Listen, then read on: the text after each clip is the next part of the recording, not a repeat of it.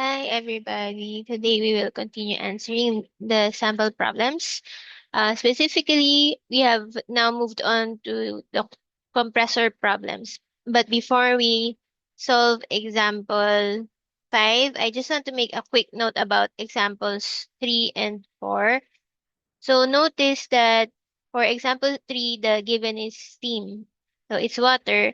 And what's convenient with working with water is we have the steam table available. So the steam table gives us the actual data. On the other hand, for example, for the gas that we're working with is ethylene. So ethylene, um, I, probably there's a table for the thermodynamic properties of ethylene in Perry. I haven't checked.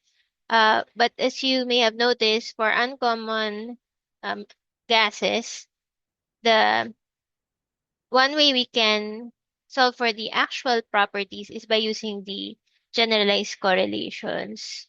And also, yeah, using this equation. So for delta H and delta S, by using the residual properties, we can get the actual delta H. Okay. So it's a bit less straightforward. Unlike when we're working with steam, we have the steam table, we have the Mollier diagram. So you can check if ethylene has a table or a thermodynamic diagram or a thermodynamic table in Perry. But in case in the future you get to work with other gases, then the way to solve for the actuals or one way is to use the residual properties. And also you can check out our previous lecture on the other ways we can solve for the real or actual properties. Okay, now let's move on to example 5. For example 5, saturated vapor steam. So thank God that it's steam at 100 kilopascals. And then it's given that at this pressure, this is the saturation temperature. It's compressed adiabatically. So Q is equal to 0 to 300 kilopascals from 100 to 300. If the compressor efficiency is 0.75, what is the work required and what are the properties of the discharge steam? Solve using data from the steam table. Okay, so let's solve that. For the given, okay, now we're dealing with uh, compressors. Let me just plug in my writing pad. Okay, so we're given a compressor. What is the symbol for a compressor? Uh, the opposite of a turbine. The inlet, the inlet is, let me redo that. Okay. The inlet is larger than the outlet. So we're given the inlet pressure, 100 kilopascal. Uh, so it's saturated vapor, meaning it's wet steam, but purely vapor because there's no information that there's a liquid content, so saturated vapor, where Tsat is 99.63 degrees Celsius, and then the outlet pressure is 300 kilopascals. As you may have noticed, there's no temperature given, and then the efficiency is 0.75. Uh, the requirement is the work required and the properties at discharge or at the outlet at point 2. Okay, properties at okay. So for the inlet, we have no problems. We can just we can refer to the steam table. Okay. Let me hold on. Where is that? Okay. The steam table.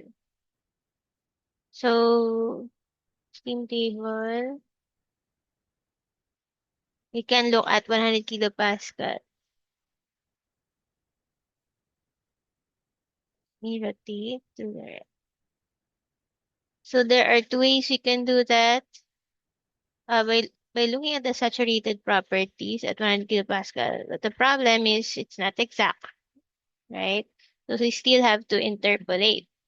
But as a shortcut or for convenience, you can look at the saturated, the superheated table and look at the first three columns. See?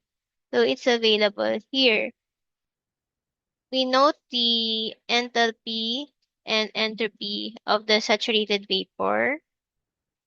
So this is the column for the saturated vapor. So we write this entropy and enthalpy. Okay, so this is for 100. Let me zoom. Okay, it's 100 kilopascals. This is the column for the vapor. So we write that from the steam table. So let me go back to the whiteboard.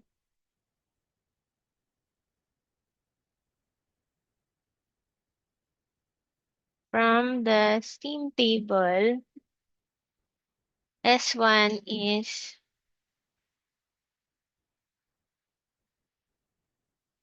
7.395983598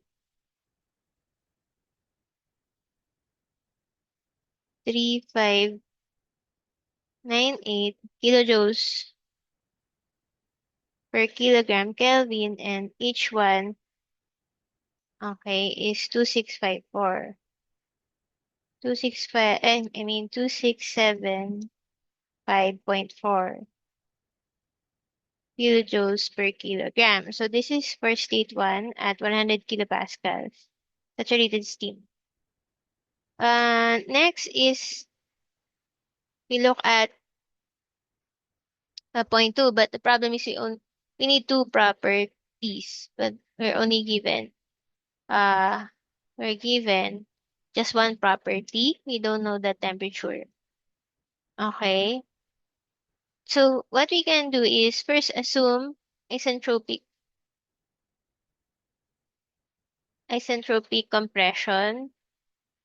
So if that's the case, then S2 prime, which refers to the isentropic entropy at point 2 undergoing isentropic compression is just equal to S1. So there's no change in delta S. Delta S is 0.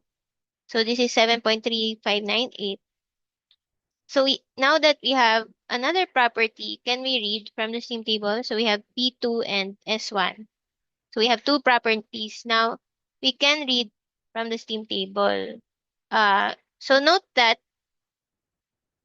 if this is in the given, if it was said that state 2 or the outlet is still saturated, then we will have no problem. We just need one property. But because there's no statement about uh point 2 being saturated, then we cannot assume that it's saturated. But we can assume isentropic compression first. So that's the safest assumption.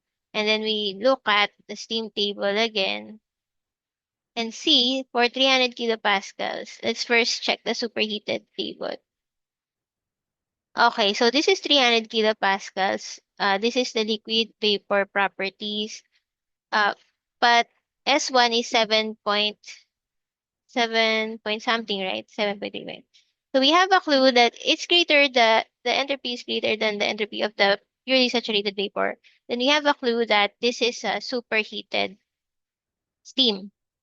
Okay, that you have to interpolate where 7.3598 lies.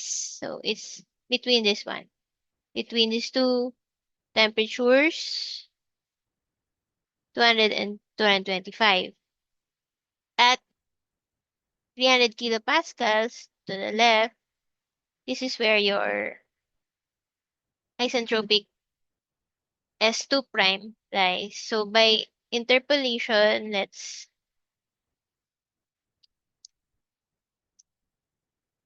by interpolation at P2 equal to 300 Kelvin, kilopascal, and S2 prime equal to 7.3598, what you will get uh is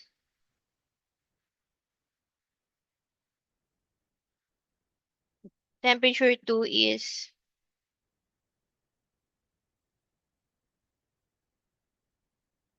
temperature 2 prime.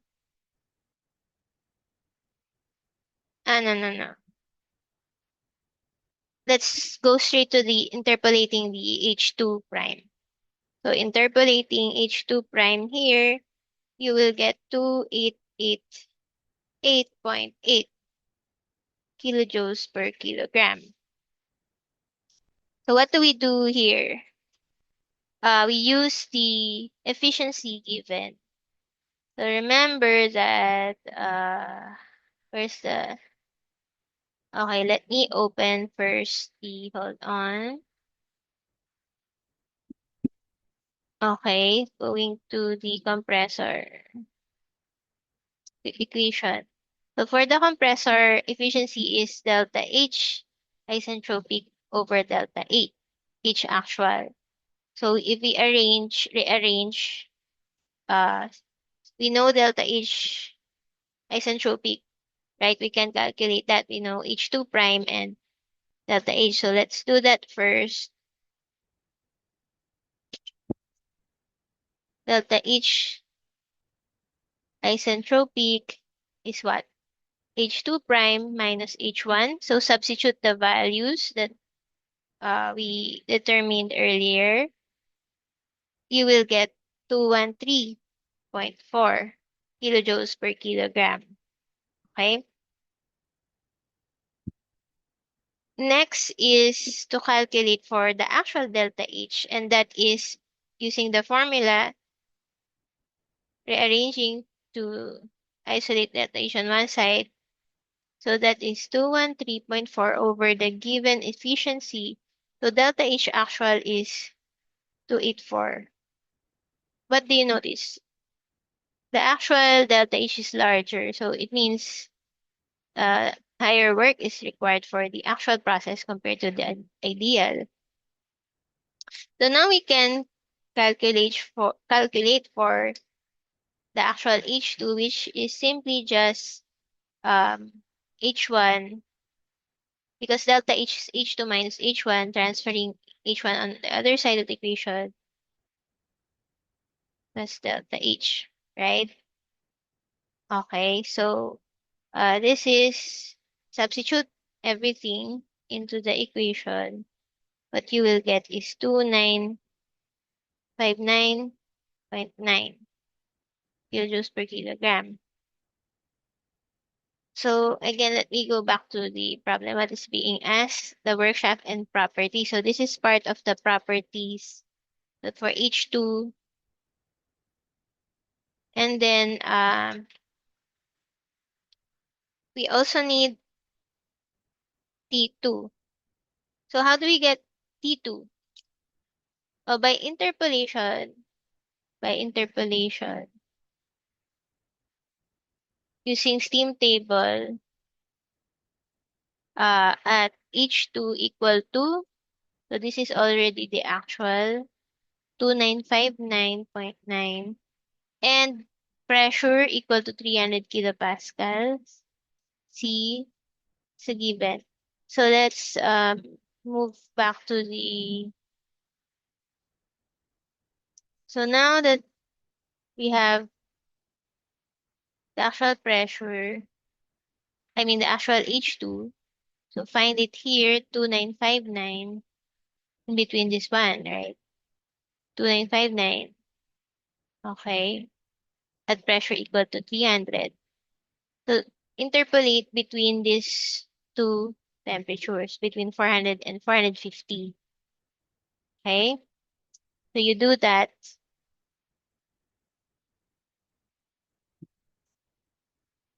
What you will get by interpolation is, all right, so there's let me redo that. Go back.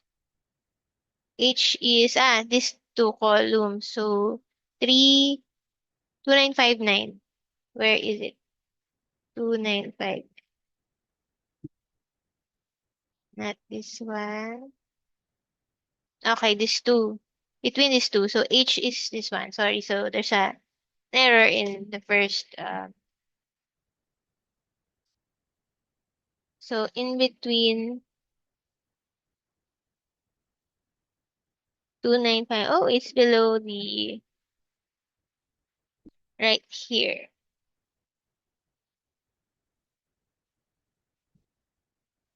Okay, so the temperature is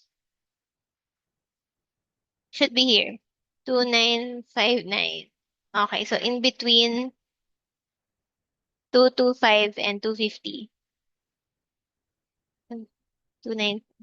Okay, so did you get that? So it's here. Oops, not that one, this one. Okay, 300 kilopascal. 300 kilopascal, H is between these two, so it's 2959. So the temperature is between 225 and 250. Okay, let me go back to that. So by interpolation, T2 is 246.1 degrees Celsius. And you also interpolate S2. What you will get is 7.5019 kilojoules per kilogram Kelvin. Okay, so those are answers as well because these are properties at outlet or point 2. Now, the last requirement is the work shaft, and this is equal to delta H. Since no mass flow rate is given, then this is in terms of mass. So it's just equal to delta H, which is equal to 284.5 kilojoules per kilogram. Okay? So that ends the solution for example 5. So here the skill that you need is reading the steam table, interpolating in the steam table. Okay. All right. So let's move to the next problem. Example 6. For example 6, if methane, assumed to be an ideal gas, is compressed adiabatically from 20 to 20 degrees and 140 kilopascal to 560 kilopascal. Estimate the work requirement and the discharge temperature of the methane given the compressor efficiency equal to 0.75. Let's first draw the problem. So we're given a compressor. The flowing stream is methane. Temperature at the inlet is 20 degrees Celsius and the pressure is 140 kilopascal. The outlet is 560 kilopascal. The efficiency is 0.75. So this is not a steam, but rather this is methane. So you can guess what's our next, um, what would be our approach? We would be needing to calculate the for the properties without using the table. All right, so the requirement is the work shaft and the temperature T2. So T2 is not known. Okay. Adiabatically, so Q equal to 0. So by the way, here, no mention of that. So Q equal to 0. What can we first do? Um, well, for T1 and so we have complete properties for the inlet. The problem is the outlet. So what we can do is first assume isentropic compression. Compression delta S is 0. Okay? So if that's the case, um, we can use the equation for,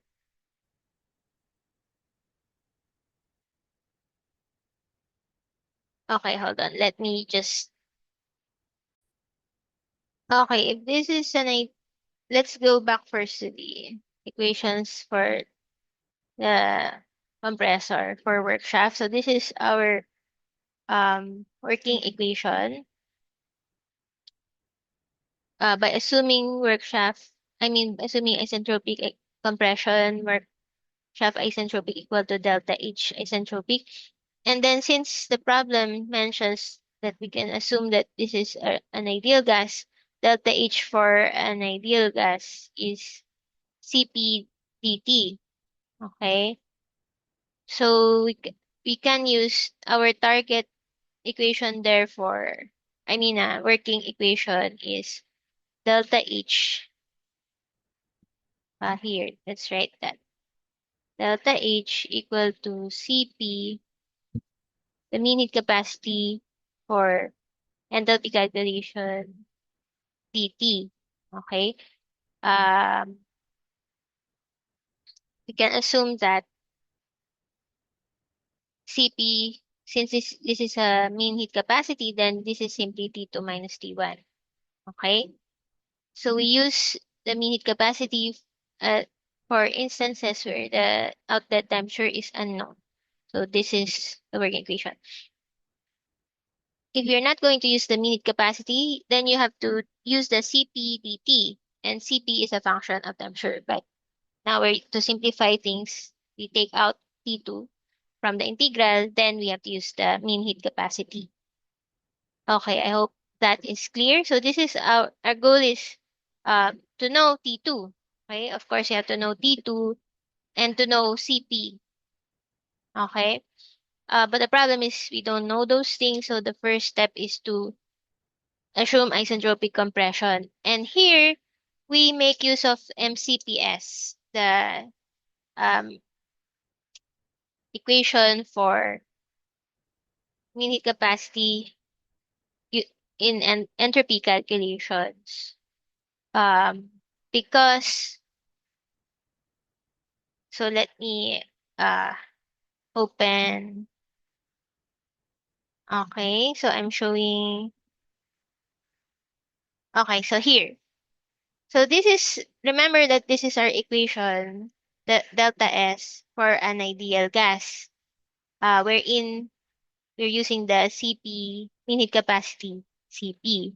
Now, if we assume delta is 0, then this equation will be 0, and therefore we can isolate T2 on one side of the equation. And T2 is T2 prime, which is the temperature um, in isentropic compression, okay, or isentropic process. So let me write that delta S equal to CPS ln T2, CPS ln T2 over T1 minus R ln T2 over P1. Let me check. That's right. Since this is 0, and then we isolate T2 on one side of the equation, T2 prime, T2 becomes T2 prime, referring to isentropic compression. Then the rest of the variables are isolated on the right-hand side of the equation.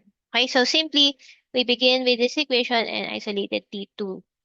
And it becomes T2 prime because we assume delta is 0. Okay, next. Can you guess what's the next step? We have two unknowns, so this is iteration. Okay, I, we do this through iteration, and let me open my Excel for that. Where are you, Excel? Okay, this one. So you get the coefficients for methane. You get the coefficients for methane from the appendices. Appendix C, I believe. And then if you're going to use the Excel sheet or the spreadsheet, um, the initial temperature is what? 20 degrees, right? Let me go check. 20 degrees Celsius, so that's 293. Okay? And then you assume another temperature higher, a bit higher than 293 because um for the compressor the final temperature is higher. So the rest, okay, we calculate Cp by multiplying the Cp over R with R. And then this part right here, the formula, this is the formula for this one. Okay, let me, T2, T2 prime. So the last column shows the formula for T2 prime, this one. And the next iteration, which is the next row, this one, would take in the value from the previous iteration. So if you will be doing this using your calculator, what you need to do is substitute. So here you substitute the formula for CP, CPS, and then inside that there'll be T2, and this T2, you will replace that using ANS. Okay? So using iteration, I already taught you how to iterate using your calculator. So you do that. Um, by iteration, the value that you will get for T2 prime is 397.37 Kelvin. And CPS over R is 4.557. Oh, let me double check that. Okay, see?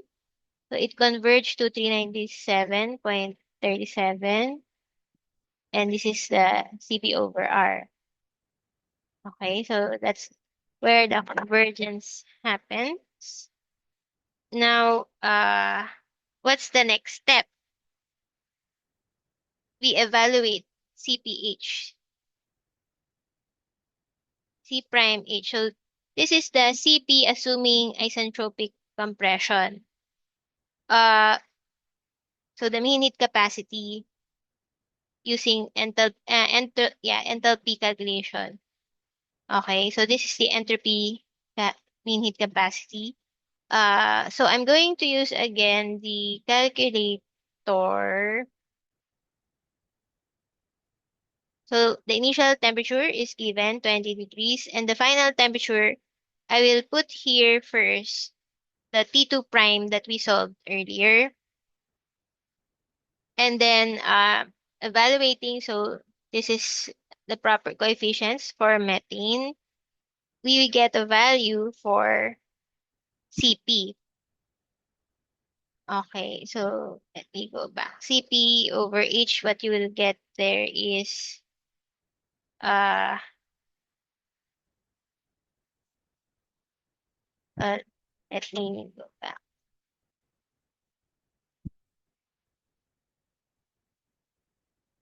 4 point uh,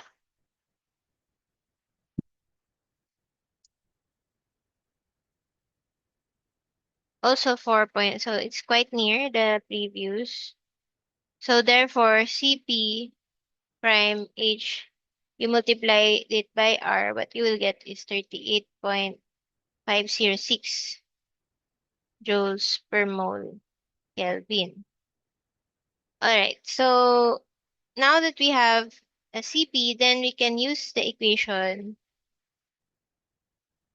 uh, here, CP equal to delta HS equal to CP prime H T2 prime minus T1. Okay? So let's substitute that. CP is 38.506. 0.56 pala. 0.56. Let me double check. 0.56. The correct is 0.56. Oh, you correct this one. This is 0.56. 0.56 times T2 prime is 397.73, 397.37 minus T1, 293.15. Work shaft isentropic is 3966.2 joules per mole. Okay? Now, we're given the efficiency of the pump. So therefore, the work shaft actual is what? The work shaft isentropic divided by the efficiency. Okay? So, 3966.2 divided by 0.75, what you will get is 5288.3 joules per mole. So this is the actual uh, work by using the efficiency. But we don't stop here because although that's one of the requirements, so we can box that. The other requirement is, what's the other requirement? T2. T2 actual. We don't have the T2 actual. We just have T2 prime, right? The temperature during isentropic compression. So that means we have to work back using this work shaft, which is equal to the delta H actual. So this is equal to delta H actual.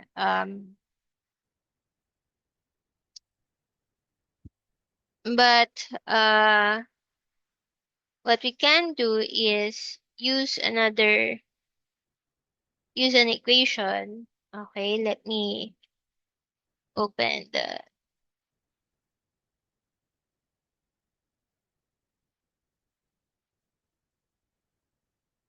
um which equation? Hold on. 7.21. All right. Okay. So how do we derive this? Well, basically we know this, right? So we isolate T2 on one side. Let me Okay, so we begin with this one, isolating T2 on one side. So isolate, I want to repeat that. CPH T2 minus T1. Now, T2 is uh T1 plus delta H.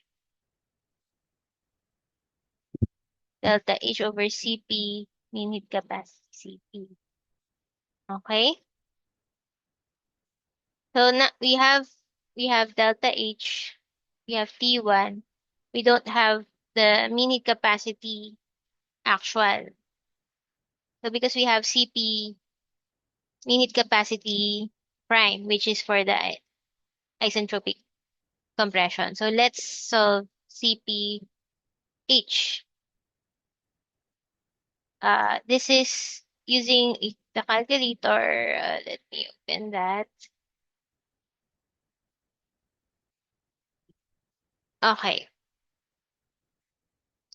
So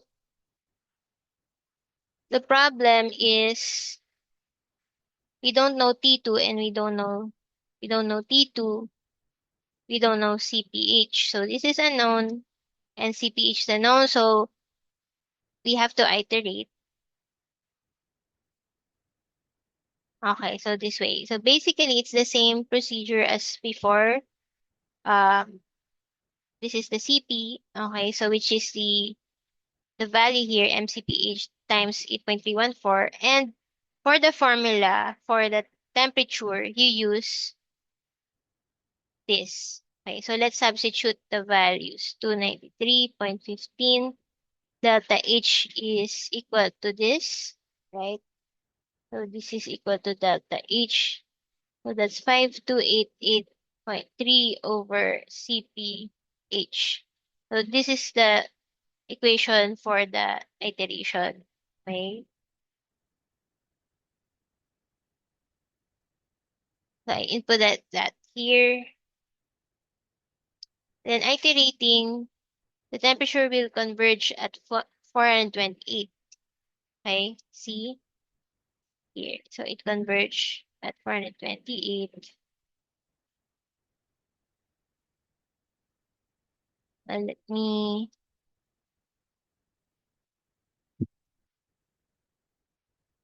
by iteration.